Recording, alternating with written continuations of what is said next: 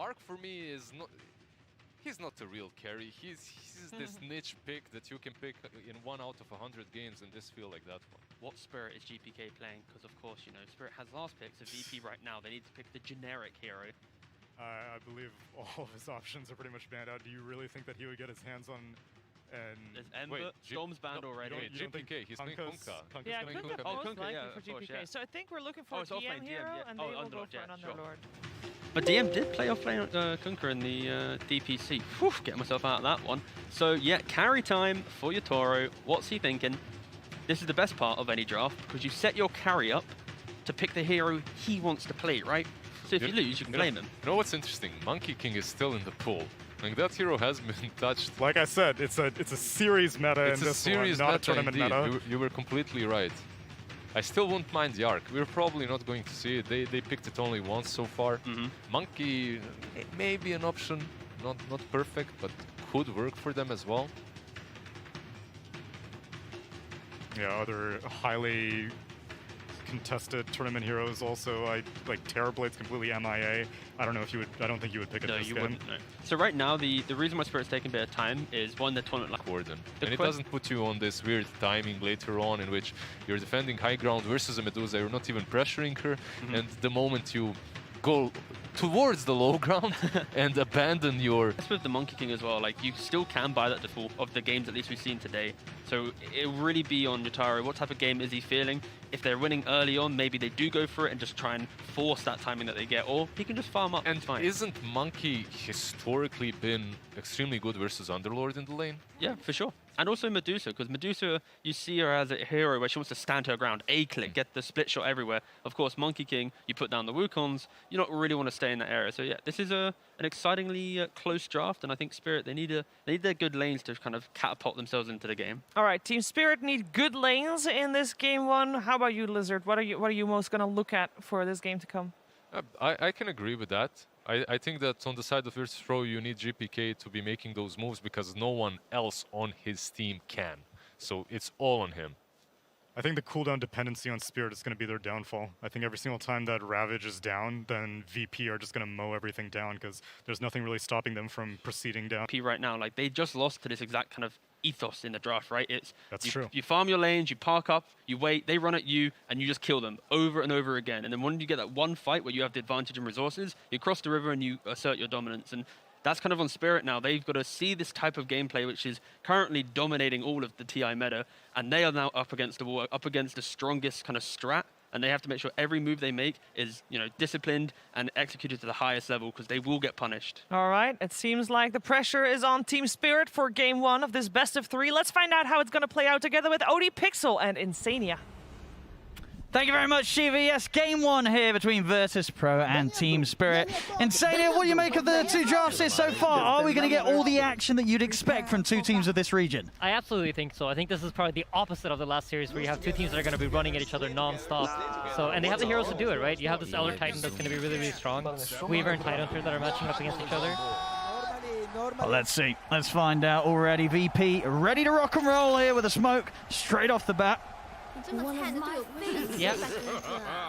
They want to get aggressive, make sure, so what's important here for them is to get vision out in the start, right? They want to try to get the right setups so they have the lanes that they want. And what sort of specific matchups are you trying to avoid here, do you think? I think they want to try to avoid getting like any sort of weird lane setup from Team Spirit. They have the Monkey King that they could match up 1 versus 1 against the Underlord and try to get an edge that way. And I think they want to make sure that, you know, everything's going to be normal, everything's going to be standard, and they're getting the vision they want in the start. Well, we'll come up and they will spot Miposhka up here. Not quite able to start a play there. Save holding back on the stun, just in case Spirit did have much more waiting round the corner. Yeah. You have the Tidehunter Weaver, which I think is their answer to this Elder Titan. We saw Enchantress come out earlier, but this is like a different approach where you're going to try to kill him when he runs at you instead. Save Mirror. Thinking about trying for the bounty rune steal, but not gonna go for it there. They had a little bit of a poke here on Miposhka. They're trying to set up some damage, but there doesn't really look like anything's going to come out of it. Monkey King's close by to cover him. And then we'll get the information on how the lane's going to start. Itura on that carry, Monkey King being backed up by the Bane here. No surprises in that front. And then this mid lane matchup, GPK on the Kunkka. This Kunkka versus Invoker should be pretty good for GPK right early on. Yeah, I think generally speaking against Kunkka, you want a hero that's like constantly putting harassment, and Invoker doesn't really quite fit that bill. He's more of a passive hero that tries to like out-sustain you to the lane, so I expect GPK to have very good fun. I see, so VP indeed deciding to start things with Nightfall, farming on the top lane with the backup of Kingslayer, constantly running at Spirit to get that space that the Medusa needs. Yeah, DM. This is the ET, right? They were trying to dodge the ET into Tidehunter, and just by putting their heroes top here and doing this initial smoke move, they forced Team Spirit to react to them and then move the Tidehunter up top. And they're already set up here with 3 to try to punish. Coming Poshka. He's looking to be in a bit of trouble here. Save gets the stun, and that'll be the setup. First blood for VP. As the musical lanes may have occurred, but VP, they'll still get that first blood to start things off.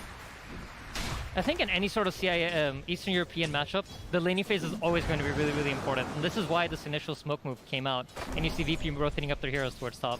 They don't want to let that Monkey King just dominate the Underlord in a 2v2 situation. No, absolutely. And as you say, it's just something that we haven't really seen as much in sort of previous tournaments, that sort of willingness to move as early as these two teams are.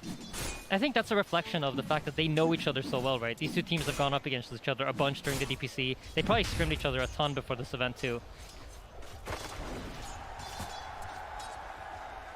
CS-wise, so the courier here being sniped.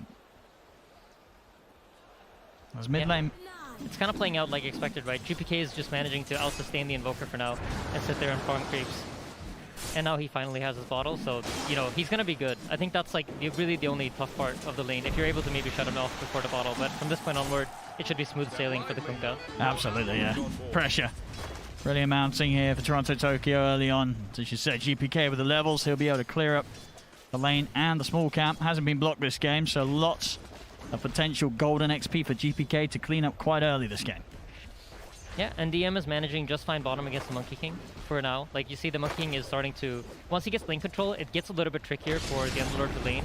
But Save is here to pull back the lane and just make sure that the lane is constantly swinging back and forth, so Underlord can use his fire to secure CS. 14 for 5, 13 for 4, the 2 cores. Oh, VP off to the slightly hotter start here right now. Yeah. Save.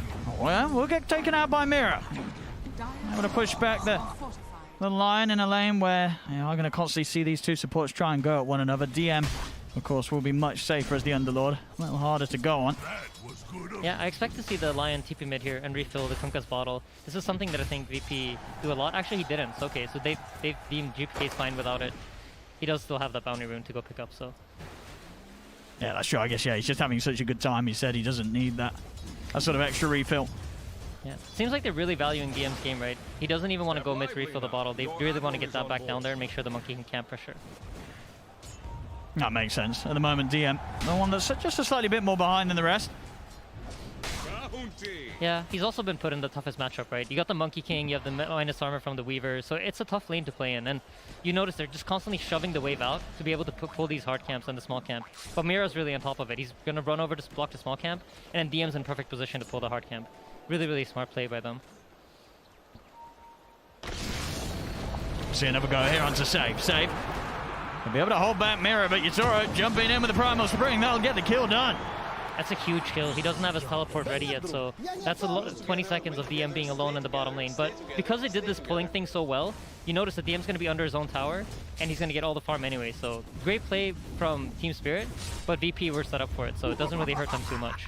I mean, and what's sort of the game plan for Save in this early game? Because it seems like this bottom lane it's sort of guaranteed death. It's very hard for him to stay alive as a Lion against these two. Yeah, I think what he's aiming to do is just make sure that DM gets some sort of farm out of the lane. We see No Tail from OG do this a lot, where like he will die a couple of times, but once you take a glance over at the CS, you notice that the Underlord he's doing fine. He's managing, even though he's 1v2, because a lot of resources are being burnt in zoning out the position 5. Or 4 in this case, in Save.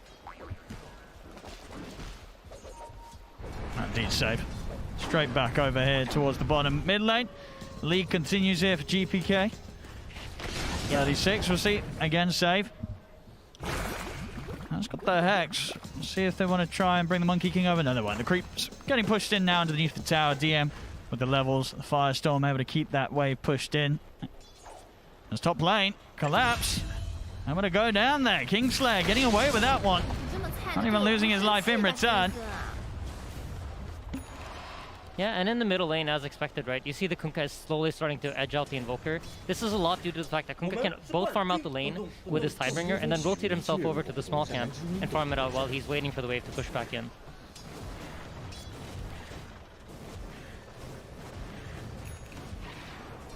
I mean, and as it goes for these two mids, who's going to be looking to make the move first? I think once Kunkka's 6, you could expect some sort of support rotation over. It's pretty hard for the Invoker to pair up with any of his 2 supports to really get kills here, but with the right rune, you know, double damage, they might have some sort of threat, but without it, I think it's almost impossible. So expect VP to make the first move towards mid. See top, they try and go onto Nightfall. Good cover here from Kingslayer. Stomp out onto the 2 of them. We'll look to force them back off away from his Medusa. Yes, Nightfall will be able to continue to farm safely. Bottom lane, not going to be the same story for Yatoro though. This time round, Save and DM will manage to kill him off underneath his own tower.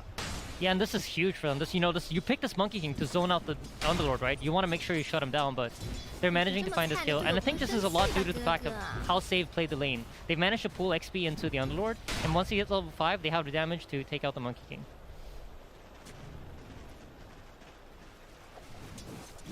Do have a smoke here from VP, Kingslayer.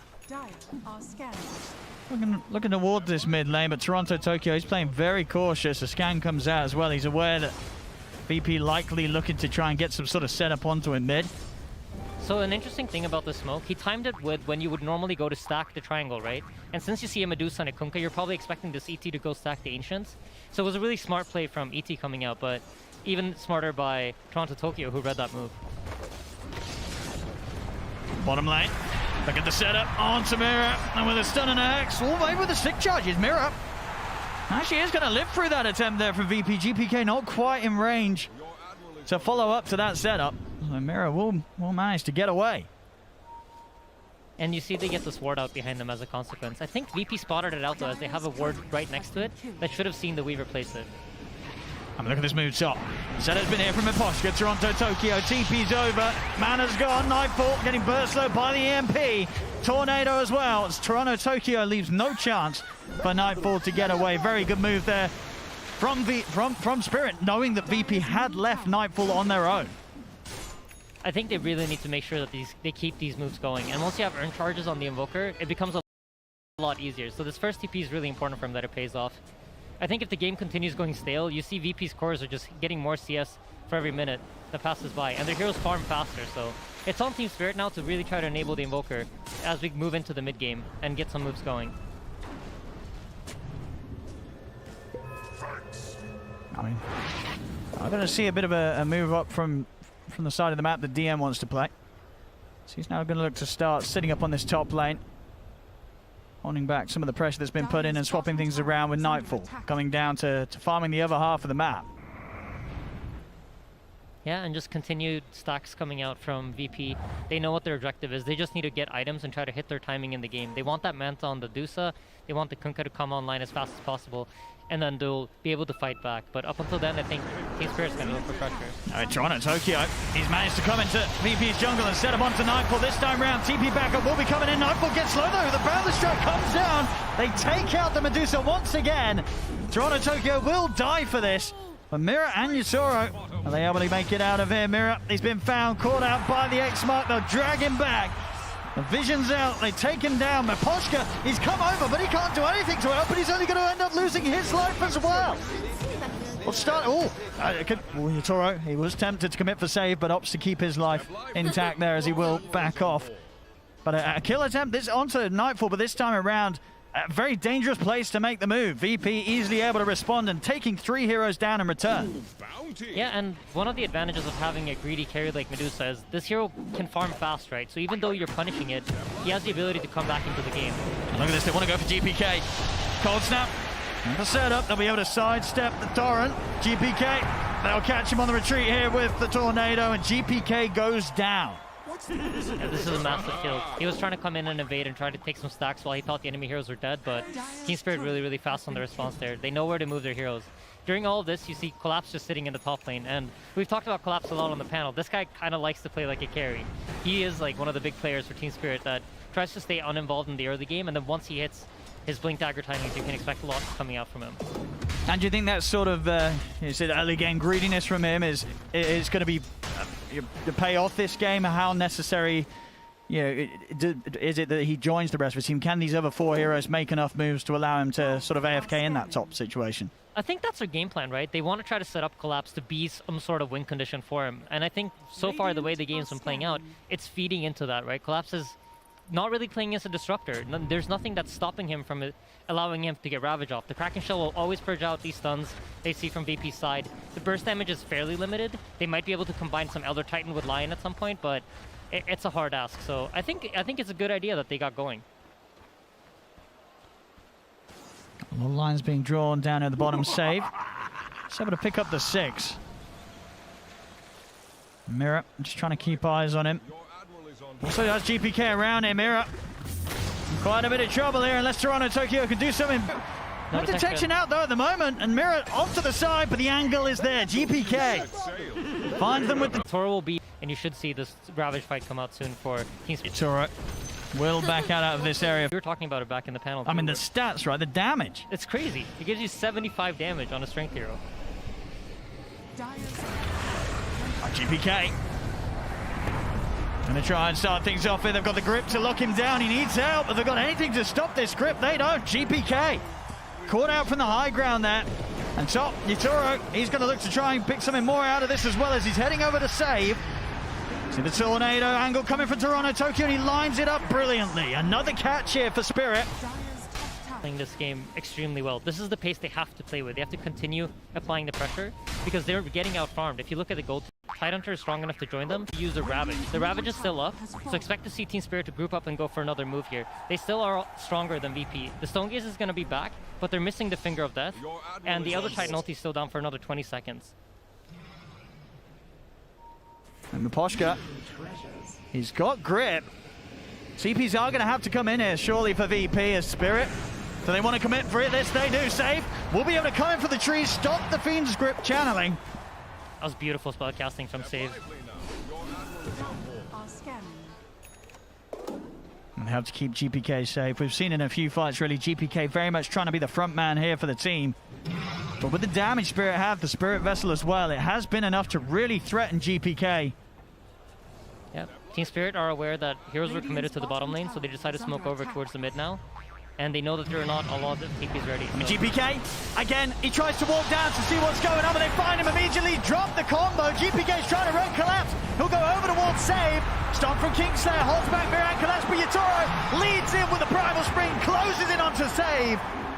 A Spirit, absolute killers here as they continue to just roam the map and keep VP completely on their toes. Yeah, and like I said, the best part of this is Ravage is not expended. Oh my god, 4 TPs to the top. Oh my goodness, yeah, indeed, and Collapse. Can you get in for the gush? Not quite. DM just out of range there, but I mean, you see it. It's Team Spirit just completely on the same page here with the franticness of the moves that they're pulling out. They're absolutely in control of the pace of the game, and I think during the group stages, it felt like if you don't control pace, you're going to really, really struggle. I think in the playoffs, we've seen some teams that have been able to, come play away from that and start playing more to just play reactive. But in this series, between the two of these Eastern European giants, I feel like whoever has pace control is going to be determining the pace of the game, and that's going to allow you to get more farm. So, yeah, it feels like Spirit are really doing everything they need to do to stay ahead here. Getting over, taking a bit of this triangle as well away from VP. VP playing a bit more cautious now. Not seeing GPK being the one to lead sort of the movements now. That's so hard for them to kill the Tidehunter. So wherever the Tidehunter shows up, they kind of have to play away from. So Tidehunter goes top, you see VP swing over to the bottom side of the map. He's coming in as Miposhka's looking for the setup. DM, he's looking to play it safe. He's looking to take them out straight away with the rift, and he makes it just in time. Gets so confident when they're fighting around their Tidehunter here. Collapse, very, very strong. Jump on the Yatoro there, they found him up in the trees. That was the perfect blink reveal for them. He just finished out the blink dagger, TP's mid, and snipes out the Monkey King. Let's see if they can get anything more here. VP whilst Toro is down. They're certainly going to look for it. Smoke up straight away from VP. Now it's their turn to hit back with the action. It seems like Nightfall decided to skip the Manta, and he's going to go straight for that Eye of Skadi. It feels like he needs the stats to survive.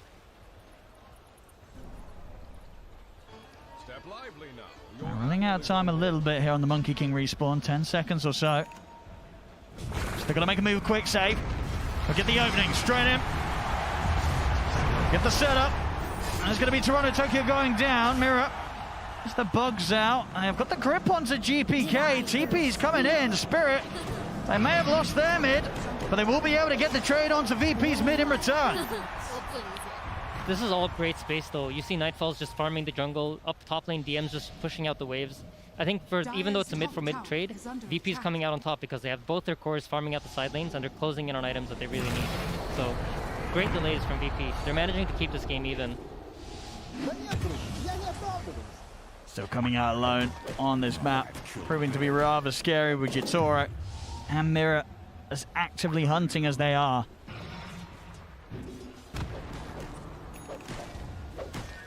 Skadi finished up for Nightfall now. Yeah, things have definitely become a lot more difficult for Spirit if they try and fight close to this Medusa. Nightfall ready to stand tall. There's also a Lotus Orb just about to be finished on DM, so this is going to be a big timing for VP. So if Team Spirit are not careful and try to run into them, VP are definitely ready to fight back now.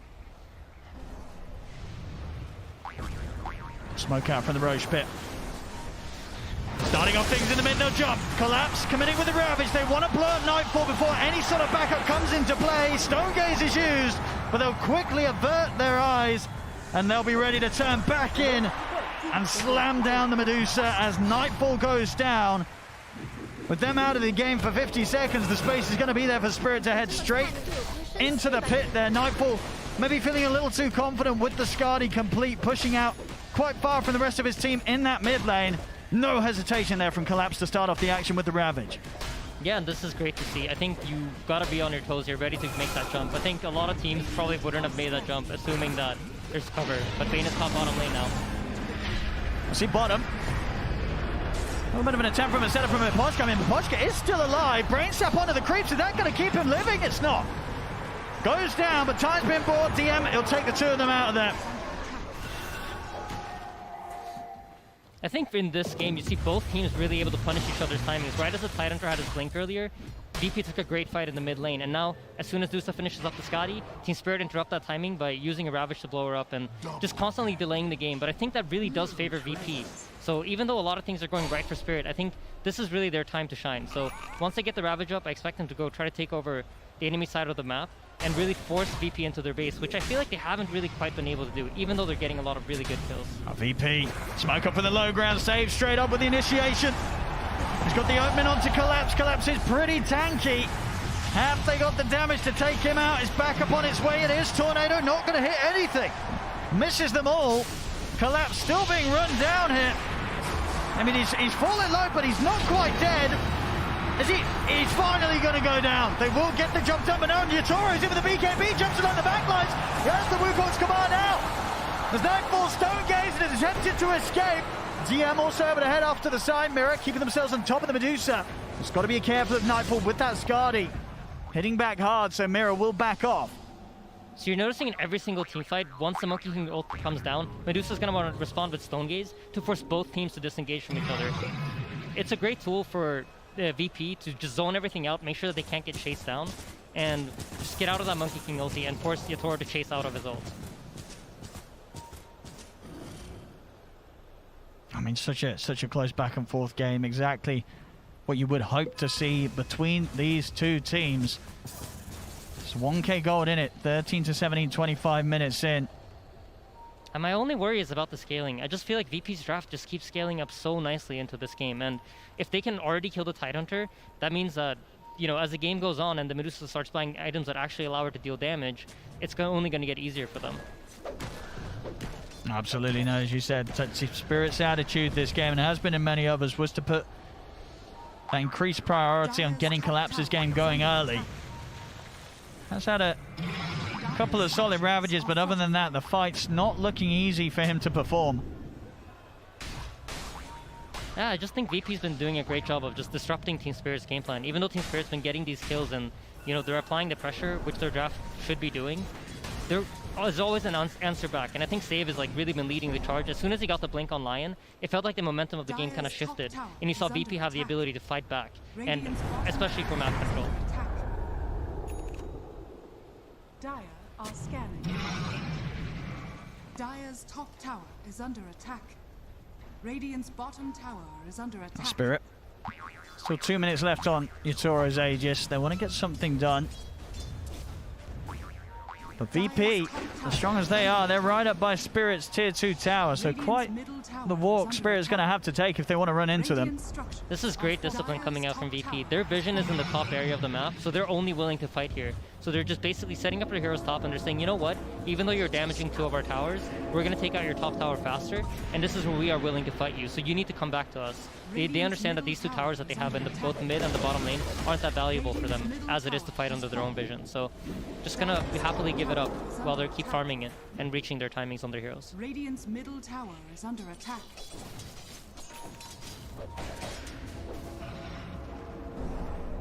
I mean, both are trying to force the others back here. It's VP getting us close to the tier 3 right now. What's Spirit going to do about this as Nightfall starts knocking at the door of Spirit? They're going to have to answer. Miposhka will turn up. Nice little sleep dodge at the stomp. Yeah, even gets a voice line from GPK. Radiant's bottom tower is under attack. But yeah, the way that Team Spirit have set up their wards right now on the map, if you take a look, they have 1 ward in almost every lane of the map. And this is because they know that once this game breaks up and both teams start resetting back, and it's a map control game, this is going to give them opportunities for pickoffs. Whereas VP set up 2 wards up in the top jungle, expecting Team Spirit to come to the top side of the map and try to fight them. So once we move into this map control state of the game, Team Spirit are going to be favored. We jump on a save. What more can they get? Got to keep eyes on that Aegis timer. 10 seconds. Spirit trying their best to force some action. A VP. Will GPK and DM get caught out here? Very tanky now with DM having the Crimson Guard. And DM, he's taking the 2 of them out. He can sense something's coming. Yeah, spider senses are tingling. No heroes showing on the map for too long a period of a time, and just decides, you know what, I'm going to take it safe. I mean, they really are. I mean, as expected, but you know, this game, you can absolutely see just how much these 2 teams know each other. Yeah, you can feel the tension too, right? Like the way that they're moving around. Team Spirit's very grouped up, so is VP. They don't want to make that mistake that might cost you the game.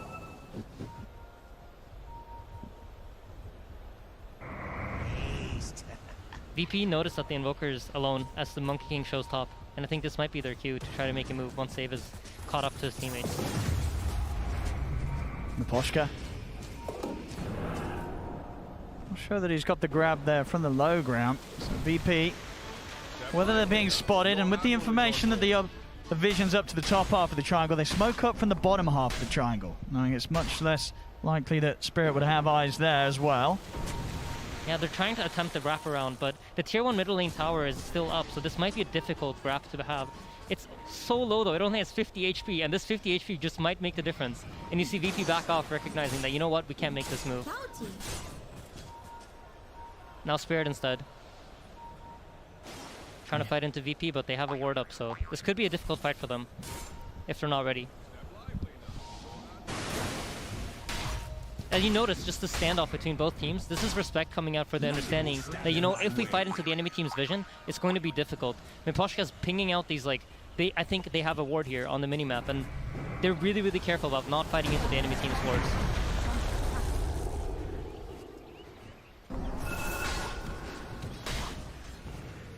I mean, when are we going to see them run into? It seems that they're just reading each other too well. As just none of the teams are willing to fight into wards. I think it really comes down to that. And if you're Team Spirit here, you recognize that Roshan's going to be up within the next minute or so. So you want to control the top side triangle. And very likely we're going to see VP fight back for that Roshan. Because if they don't, it's going to go down so quickly.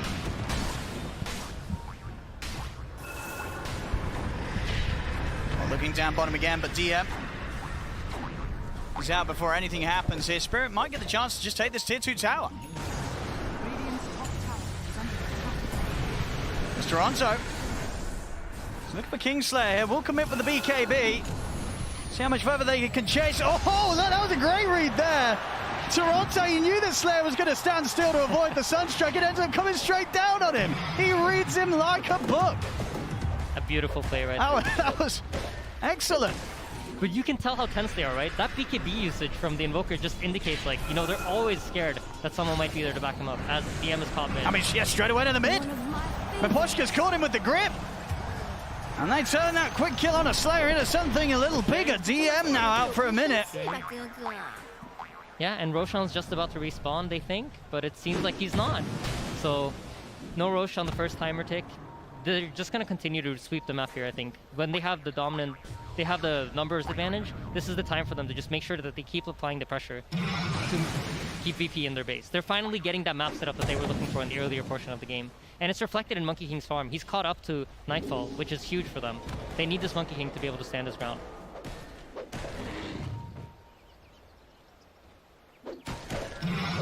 See if they answer them this time here. VP. 20 seconds until DM's back in. And Spirit, I'll certainly try and finish this tower before anything comes in regarding DM.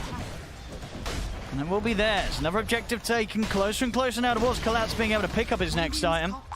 That's the next one done for Yatoro. Skadi on the way. In fact, it's just been delivered.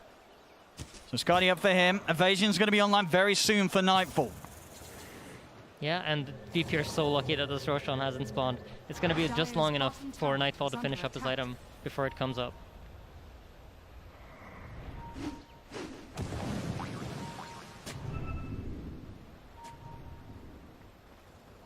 Both teams just so patient this game. And it really has. It's just kept so close. Normally we see some sort of lead up and then swing around, but it's been a few thousand gold in it for the last 30 minutes or so. I just think both teams are doing exactly what they're supposed to for their drafts to play out, and getting into this late game, I thought that, you know, for sure VP is going to have an edge, but I think with how the game's been panning out, you know, it feels really even. Either side could really do it. I mean, it's just that, you know, this whole game, Yatoro is the Monkey King with Nightfall's Medusa. He is massive. And now into the pit they go. So far. I think Yatoro's really been playing out of his mind for the entirety of this tournament. This is very impressive. Con's command is down. Yatoro daring them to step up into this. GPK will lead things up with the boat, but Yatoro commits with the BKB. They get the kill, VP, but Spirit, they get that Aegis secure. Ravage out onto the four of them. DM trying to take the boat, but the grip is on him over it. No, it's not DM. He's able to step over and take everybody out of there. What an unbelievable play by DM. Crazy! What an attempt by VP. Like, when you think about it, how crazy you gotta be to pop that Stone Gaze, run into the Monkey King ult. They did get the Roshan kills. They got the kill. Gold, so yeah, they got something out of it. They're straight back out. Yeah. They know that the Aegis is on Yatoro.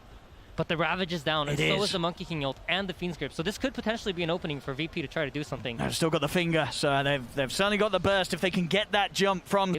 Trying to give Team Spirit the false sense of security here in the bottom area. And then Save goes in, drops a ward, not going to find the initiation this time. Turn, but Save, he's just dying to the bug of Mirror. Yeah, if you get the initiation on the two supports, it's just very hard for them to fight back. Both ET caught, solo save, and you notice Team Spirit, I mean... Let's see what they've got here now. That's GPK. He's going to charge him with the boat, straight down onto the beam, but Poshka, he's gone. See what they can get from the jump from Collapse. Collapse, he's trying to get in on top of Nightfall, but Nightfall's focusing now Toronto Tokyo. The BKB comes out from Toronto, trying to run. GPK looking to try and get the catch on him, but he's too fast. DM, he's been left behind by the rest of his team. This time, DM out to start off the action. See the buyback from Poshka as he's already heading immediately over to see if he can get some sort of grab onto the two of them. Now watching for the high ground, but the stun comes out for Yatoro. The Balance Strike straight in on top of them. Sunstrike's going to miss. GPK's got to reset for now, falling a little low. Yatoro looking to get on top of Nightfall, but the Stone Gaze is out. Yatoro jumps back up to the trees. The finger straight in onto Poshka as it's a dieback on the Bane. But this was two buybacks from VP committed to make this play. Yeah, they needed to. I think if Nightfall goes down there, they're in a very, very hard position to play the game. But now they have a dieback situation going on the Bane. So that's 60 seconds where they can try to set up the lanes and get map control back and try to finish up their round of items. Because you see 3,000 gold on the Medusa isn't really helping her do anything. But as soon as that 3,000 gold turns into a BKB, that's a pretty big advantage they have. Because she's get really... I mean, it's a great initiation they find on the Bane. As soon as the Bane is taken out, you notice VP feel very comfortable standing the ground. And there's no Ravage, so you can see Nightfall's just very easily able to chase. But as soon as a Bane buyback comes out, their position here is kind of broken. DM's ability to disengage has been huge. And without him there at the start of things, able to push up a bit of a lead here, up 4K.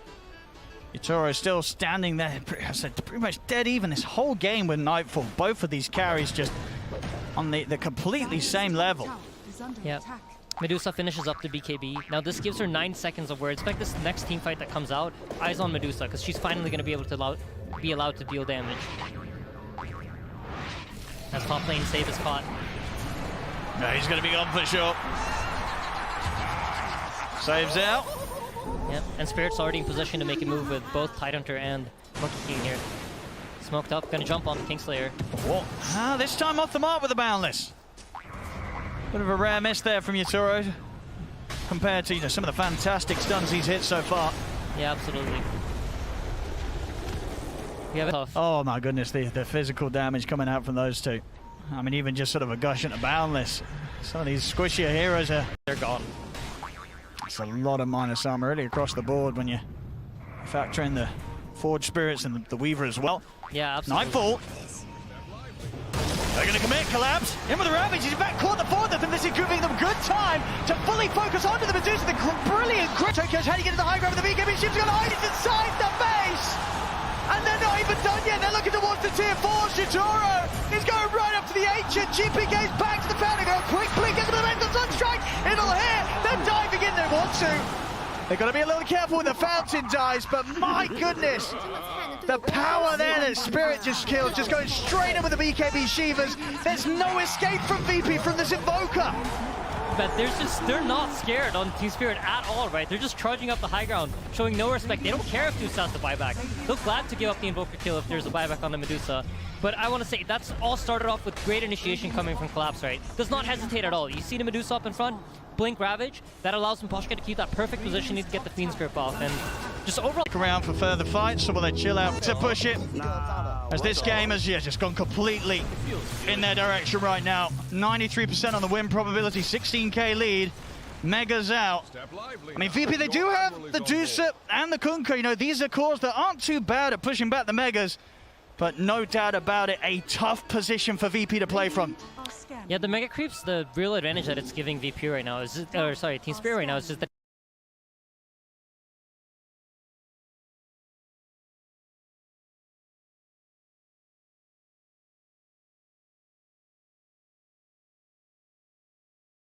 it's going to keep VP in their base and allow Team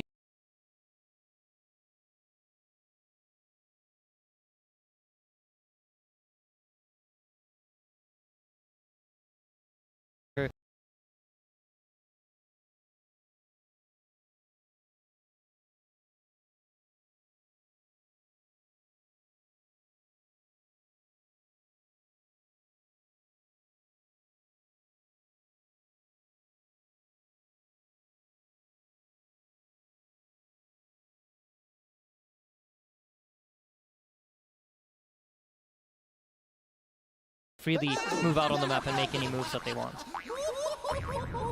So Spirit, they're just going to wait for Roche. It could spawn in about 30 seconds.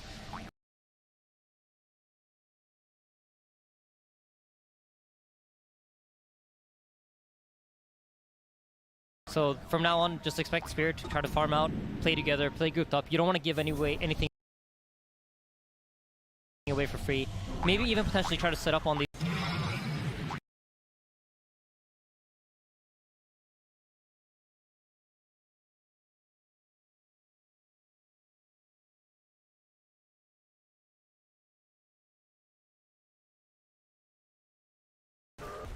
I mean, what do you do here if you're VP? Who knows? It's hard. It's a really hard decision to make, and I think it's like, comes out, that's a full grip that's going to go off. Yeah.